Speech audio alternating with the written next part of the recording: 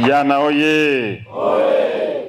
Lakini swala la kahawa, sasa hivi mnaona sera nzuri ya Rais wetu Dr. Samia Suluhu Hassan kwenye kusimamia zao la kahawa kupitia Wizara ya Kilimo. Hata jana nilikuwa na kakangu Mheshimiwa Bashe, tunazungumzia msimu huu na changamoto zilizopo.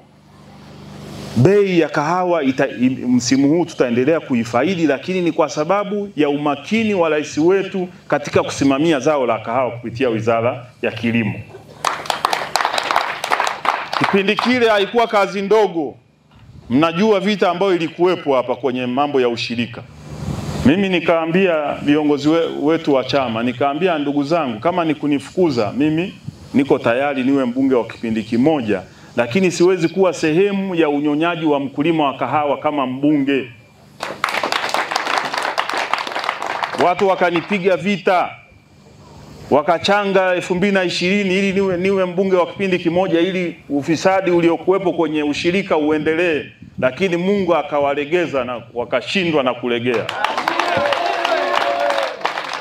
Mimi nilikataa kuwa sehemu ya kuwa mnyonyaji wa wakulima, nikasema siwezi kuona Karagwe ambayo ilinizaa na kuniamini kunipeleka bungeni watu wanatumia ushirika kujitajirisha. Nikasema over my dead body.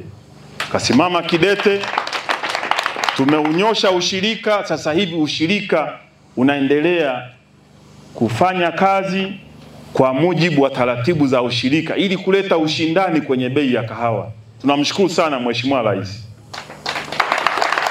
Na sasa hivi ni kuombe OCD, tunapoingia kwenye msimu wa kahawa, kwa sababu ya bei kuwa nzuri, kutakuwa kuna uhalifu mkubwa kule mashambani. Wewe na vijana tusimamie ili kuhakikisha mkulima anapata usingizi akisubiri mnada kwenye chama cha msingi ili aweze kufaidi jasho lake ambalo amepambana kule shambani. Ikitokea mtu yeyote anaingia tamaa anataka kuiba kahawa, shughulika nao OCD. Hata mafuta ya operation tahakisha unayapata ili kushughulika na wale wezi ambao wanaenda kwenye mashamba kwa ajili ya kudhulumu haki ya wakulima ambao wameshinda kwenye jua, wamelima na jasho lao, alafu inafika wakati wa kuvuna, mtu anaenda usiku kwenda kukata tawi la kahawa na kuliburuza kwenda kichakani ya chume apeleke. Alafu mtu yeyote kwenye upande wa jeshi la polisi akibainika anakuwa sehemu ya uhalifu huo, OCD shughulika nao.